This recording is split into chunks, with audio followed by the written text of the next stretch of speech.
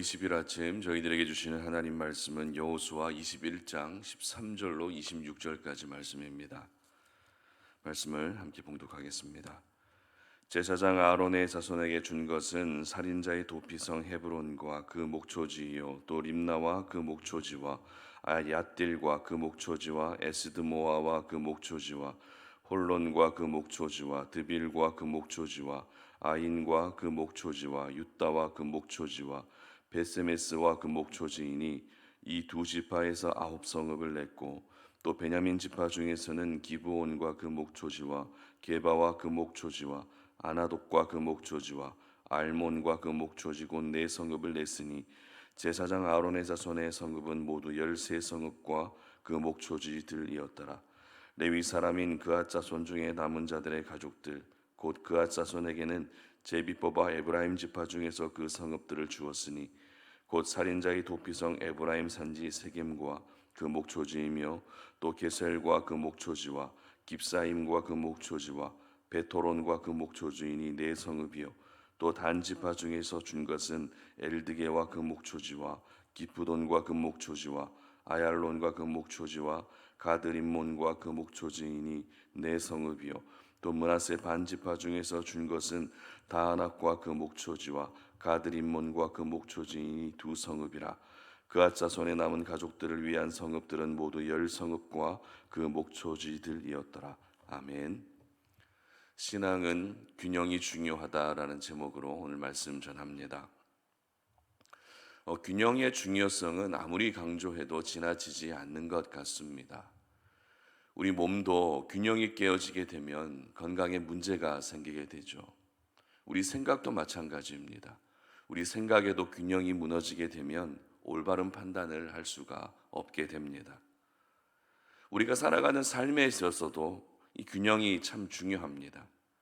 만약 부모님들이 자녀들에 대해서 편애를 하게 되면 어떤 일이 생깁니까? 그 자녀는 사랑을 받지 못한 그 상처를 평생을 안고 살아가야 됩니다. 그런데 이와 같은 균형은 신앙생활에서도 역시 중요하다라는 것입니다.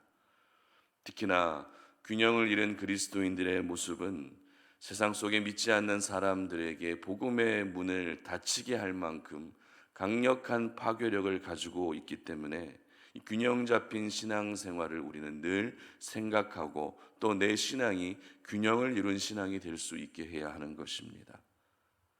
오늘 저희들은 이와 같은 균형에 대해서 잠시 말씀을 나누려고 하는데요. 오늘 본문은 어제 본문과 이어지고 있는 내용입니다. 어제 살펴봤던 것처럼 가나안 땅을 분배받지는 못했지만 레위 지파에게도 48개의 성읍은 하나님이 허락해 주셨습니다. 그런데 그 48개의 성읍이 어떤 성읍이었는지 일일이 그 성읍의 이름을 모두 언급하고 있는 것이 바로 오늘의 본문이라는 것입니다. 그런데 오늘 본문에 기록된 각각의 성읍이 갖는 의미보다도 그 성읍과 함께 레위 지파들에게 공통으로 주어진 것이 무엇이었는가 하는 부분이 더 중요합니다. 어떤 것들이 주어지고 있죠? 성읍과 함께 그들에게 주어지고 있는 것은 무엇입니까? 바로 목초지라는 것이 성읍과 함께 그들에게 주어지고 있었습니다. 13절 기록을 보시기 바랍니다. 제사장 아론의 자손에게 준 것은 살인자의 도피성 헤브론과 그 목초지요, 또 림나와 그 목초지와 이렇게 기록합니다. 그리고 이어지는 오늘 본문의 모든 구절에서 이 목초지가 반복적으로 기록되고 있습니다. 다시 말해서 한 개의 성읍을 받게 되면 한 개의 목초지를 함께 받았다는 것이죠. 그렇기 때문에 이 성읍과 목초지는 뗄래야 뗄 수 없는 세트와 같은 것이라 할 수 있는 것입니다. 그렇다면 여러분, 성읍이 주는 의미는 무엇일까요? 성읍이 어떤 것이죠? 성읍이라는 것은 레위 지파 사람들이 살아갈 수 있는 거처를 이야기하는 것이라 볼 수 있습니다. 그러면 또 목초지는 또 어떤 의미를 가지고 있을까요? 목초지는 쉬운 말로 성읍 주변의 땅이었습니다. 하나의 성읍이 있다면 그 주변을 둘러싸고 있는 땅이 바로 목초지였다는 것이죠. 그렇기 때문에 레위 지파는 성읍도 받게 되었지만 성읍과 함께 작은 땅도 받게 되었던 것입니다. 물론 그 땅이 다른 지파에게 예속된 땅이기는 했지만 하나님이 분명 레위 지파 사람들에게 준 것이었기 때문에 다른 지파 사람들은 그 땅의 소유권을 주장할 수가 없었습니다. 그렇다면 하나님은 왜 레위 지파에게 성읍만 주신 것이 아니라 이와 같은 목초지도 함께 주셨던 것일까요? 그 이유는 레위 지파가 균형 잡힌 모습으로 하나님을 섬기고 균형 잡힌 모습으로 살아가도록 하기 위해서였습니다. 무슨 말인가 하면 당시 목초지라 불려지는 이 땅에서 할 수 있는 것은 굉장히 제한된 일이었습니다. 가축을 기르는 것, 그것도 소규모의 가축을 기르는 것, 그리고 농사를 짓되 작은 농사를 짓는 것, 이것이 바로 그 목초지 안에서 할 수 있었던 최소한의 일이었던 것입니다. 그러면 가축을 기르는 것과 농사를 짓는 것은 어떤 의미를 가지고 있을까요? 바로 살기 위해서 최소한의 양식을 얻기 위한 일이라는 것입니다. 그러면 여기서 저희들은 한 가지 의문이 생기죠. 분명 레위 지파는 다른 지파가 하나님께 드렸던 곡식과 가축의 10분의 1을 가지고 생계를 유지했다라는 것입니다. 민수기 18장 21절의 기록을 보시면 내가 이스라엘의 11조를 레위 자손에게 기업으로 다 주어서 그들이 하는 일 곧 회막에서 하는 일을 감나니 이렇게 기록하죠. 이처럼 레위 지파는 다른 지파가 하나님께 드렸던 10분의 1을 받아서 그것으로 먹고 생활하는 것이 하나님이 정하신 규칙이었습니다. 그러면 특별히 농사를 짓거나 가축을 기르지 않아도 레위 지파 사람들은 살아가는데 별다른 지장이 없었습니다. 오히려 성전의 일을 맡아서 해야 되는 상황에서 가축을 기르고 또 농사를 짓게 되면 성전의 일을 하는데 집중하지 못하게 되는 부작용이 생길 수도 있었던 것입니다. 그저 레위 지파는 성전의 일만 하는 것이 하나님을 위해서도 그렇고 이스라엘 백성들 전체를 위해서도 더 좋은 것 아닌가라는 이러한 의문을 저희들은 가질 수 있다는 것입니다. 그러나 저는 오늘 이 말씀을 묵상하면서 하나님이 레위 지파에게 원하셨던 것은 바로 균형이라는 사실을 깨달을 수 있었는데요.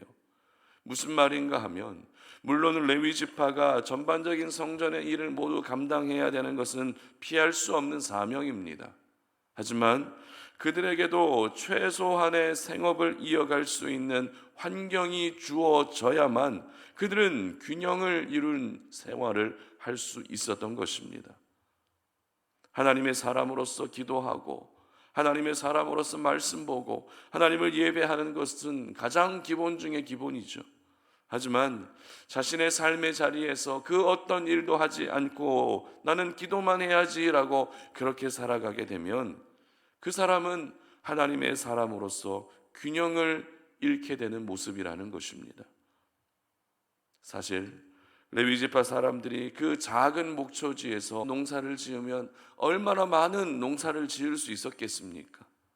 가축을 기른다 해도 얼마나 많은 가축을 그 작은 땅에서 기를 수 있었겠습니까? 이 목초지라는 것이 그렇게 크지 않은 땅이었기 때문에 목초지에서 할 수 있는 것은 제한된 일밖에 없었습니다. 그러면 차라리 목초지를 주시지 않는 것이 더 나을 수도 있습니다. 목초지가 없어도 레위 지파가 사는 데는 전혀 문제가 되지 않기 때문에 차라리 목초지가 없는 것이 더 나을 수도 있다는 것입니다.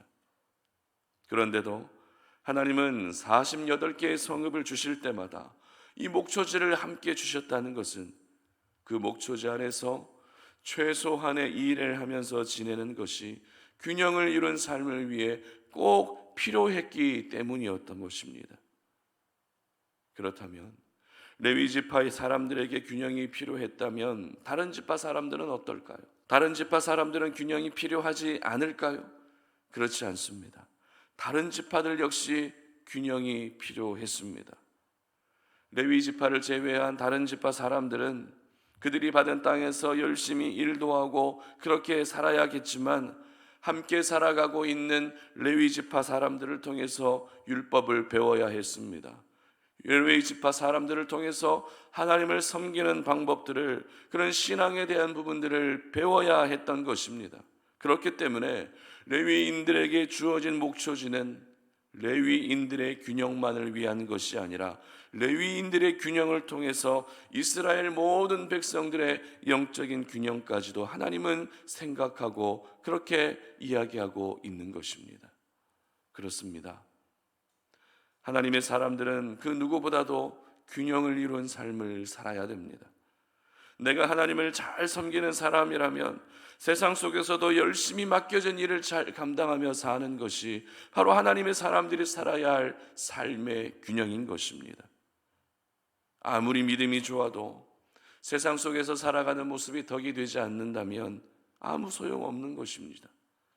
반대로 믿음은 별로 신실하지 않다 할지라도 세상 속에서 살아가는 모습이 덕이 되는 것도 별로 건강하지 않다는 것입니다. 특별히 내가 세상 속에서 감당해야 할 일을 할 때에 여러분, 일과 쉼의 균형을 잘 이룰 수 있기를 바랍니다. 일만 하면 우리의 몸은 상하게 됩니다. 일과 쉼의 균형을 이루는 그러한 삶을 사셨으면 좋겠습니다. 그리고 자녀를 둔 부모님들은 교회에서의 여러분의 모습과 그리고 가정에서의 여러분의 모습의 균형이 반드시 필요하다는 것을 꼭 기억할 수 있기를 바랍니다. 우리의 자녀들이 왜 하나님을 떠나고 있습니까? 우리의 자녀들이 왜 교회와 멀어지고 있습니까? 부모님들의 모습이 너무 다르기 때문입니다. 교회에서의 내 부모님의 모습과 가정에서의 내 부모님의 모습이 너무 다르기 때문에 거기에서 우리 아이들은 신앙의 충격을 받고 하나님과 멀어지고 있다는 것입니다.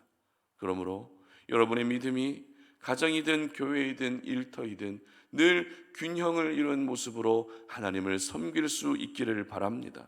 뿐만 아닙니다. 기도가 중요하지만 기도만 해서도 안 됩니다. 기도와 말씀의 균형이 필요하죠. 예배하는 것과 교제하는 것도 역시 균형이 필요합니다. 우리가 은혜를 받는 것과 그 은혜를 흘려보내는 균형도 역시 필요하다는 것입니다. 그리고 지성과 영성과 인성을 두루 갖춘 균형을 이룬 하나님의 사람으로 살아갈 수 있어야 되는 것입니다. 균형을 갖추고 있다는 것은 어느 한쪽으로 치우쳐져 있지 않다는 것을 의미하죠. 우리가 어느 한쪽으로 치우쳐 있게 되면 결국 넘어지게 됩니다. 하지만 균형을 갖추고 있으면 넘어지지 않습니다. 흔들릴 수는 있어도 넘어지는 일은 결코 없다는 것입니다.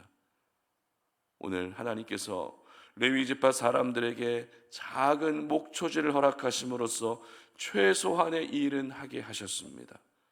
그들의 본분은 분명 성전의 일을 하는 것이고 하나님을 섬기는 것이지만 성전의 일만 하게 되면 균형이 무너지기 때문에 하나님은 그들에게 목초지를 주셨습니다.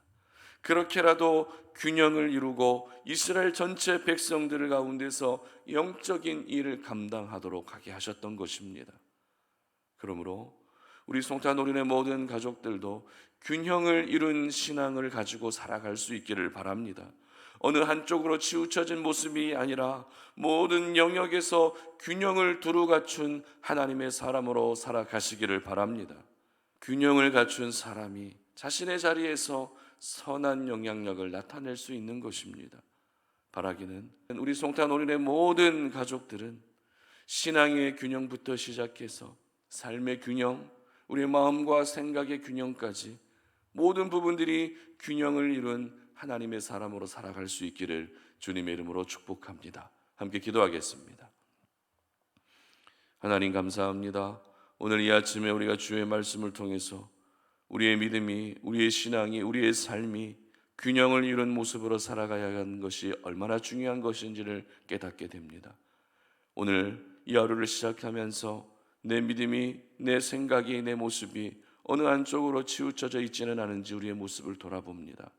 하나님, 우리가 하나님을 잘 섬기되 하나님께서 우리에게 허락해 주신 삶의 자리에서도 성실하게 최선을 다하며 그리스도의 향기를 내며 살아갈 수 있는 저희들의 모습이 되게 하여 주시옵소서. 어느 한쪽으로 치우쳐진 모습이 아니라 균형을 이룬 하나님의 사람으로 살아가는 우리 모든 송탄오른의 가족들이 되게 하여 주시옵소서. 감사드리며 예수님의 이름으로 기도드립니다. 아멘.